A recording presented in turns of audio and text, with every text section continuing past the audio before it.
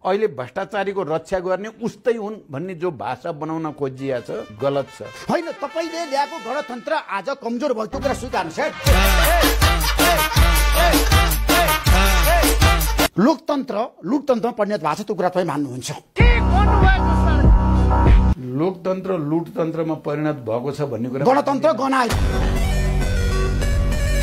गणतन्त्र असफल भयो, त्यो पनि मान्नुहुन्छ? मान्दिन, यो तीनटै कुरा। यो व्यवस्था परिवर्तन गर्नुपर्छ भन्ने पक्षमा तपाईँ उभिनुहुन्न? केही भाडाका मान्छे ल्याएर काठमाडौँमा आजबाट त सुरु भइसक्यो नि त गणतन्त्र। उनीहरूले भनेको नि थ्रेट गरिसके कांग्रेस एमाले माओवादीले अब देश बनाउन सक्दैन, तीनै दल तीनैजना शीर्ष नेताहरू असफल। तपाईँ केपी शर्मा ओली शेरबहादुर तपाईले पनि अलिकति सुधारको लागि आफैबाट पहल गर्ने कि गरिसके मैले, म त गरेको हुनाले जीवन शैली छ नि, तपाईले तडक भडक नदेखाउने कि तपाईँ केपी शर्मा ओलीको झोले मेरो खराब पानी छ, मेरो खराब। तपाईँ जस्तो नेता पनि केपी शर्मा ओलीको झोले बन्नुभयो। केपी शर्मा ओली म झोले, म देशको झोले भनेर भनिसकेपछि भ्रष्टाचार लेख्या छ झोलामा। एउटा दिवाकर शाह भन्ने एउटा भाइ छ पत्रकारितामा, त्यसले एक दिन बुम तेर्साएर चाहिँ संसदको रिपोर्टिङका सिलसिला सोध्दै थियो, तपाईँ हनुमान हो भनेर। केपी शर्मा ओलीको हनुमान तपाईँ?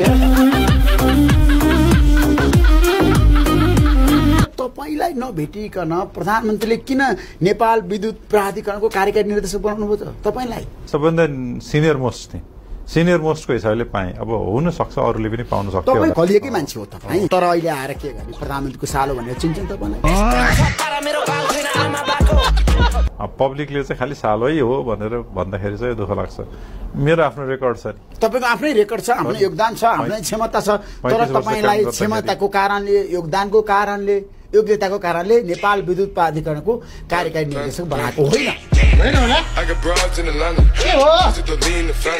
हिजो भन्दा डेफिनेटली आज तर तपाईँको पुस्ता, तर आजबाट भोलि डेफिनेटली हो भन्दा राम्रो। रामकुमारजी, म यही भन्छु, तपाईँले 30 वर्षदेखि 4 जना नेतालाई 5 जना नेतालाई देखेको हेरेको हेरे त हाम्रो दुर्भाग्य सत्तामा छ नि, उहाँहरूको हालिमुहाली छ। केपी शर्मा ओली, शेरबहादुर देउवा, प्रचण्ड, माधव नेपाल, झलनाथ खनाल, बाबुराम भट्टराई, खोइ नयाँ अनुहार।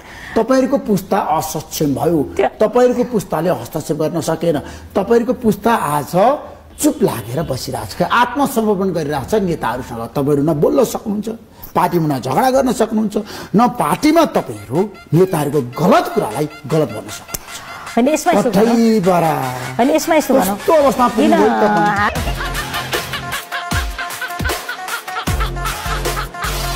भूमिका छ, तपाईँको प्रभावकारिता छ, न तपाईँको कुरा बिग्छ, न तपाईँको कुरा तपाईँको पार्टीमा कुनै नेताले सुन्छन्। रामकुमारजी,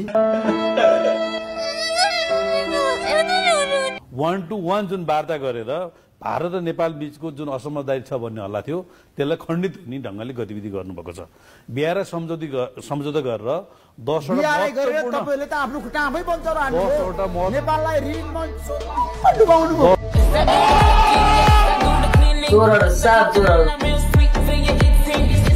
लगानी बाल्लोमा पानी, पोखरा एयरपोर्टमा अर्बौंको भ्रष्टाचार। नरेन्द्र मोदीजीले दोष भएको छानबिन गर्छ, कारबाही भएको खण्डमा हाम्रो देशमा तपाईँको पार्टीको पिवा भइसक्यो।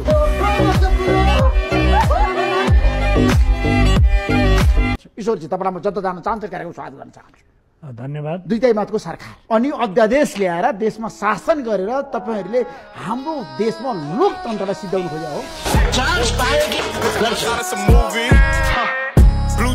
सरकारको 6 महिने कार्यकाल तपाईँको नजरमा, दृष्टिकोणमा किन तपाईँ कांग्रेस एमाले गठबन्धनलाई बलियो बनाउनु पर्छ भन्ने नेता हो, तर हात्ती आयो फुस्सा केही पनि उपलब्ध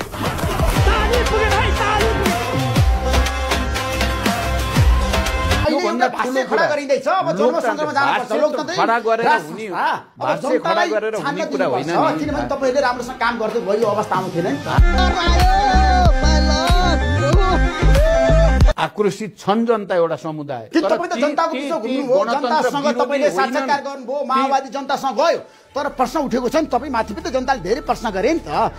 भ्रष्टाचार मौला आयो, आज मार हो, जता भ्रष्टाचार नभएको ठाउँ छ। हाम्रो देशमा मानव तस्करी भयो, हामीले मान्छे बेच्छौँ यो देशमा।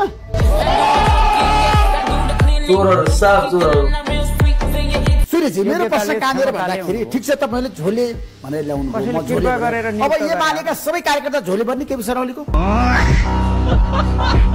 एमालेका 6 लाख कार्यकर्ता सबै झोले हुन् विचारको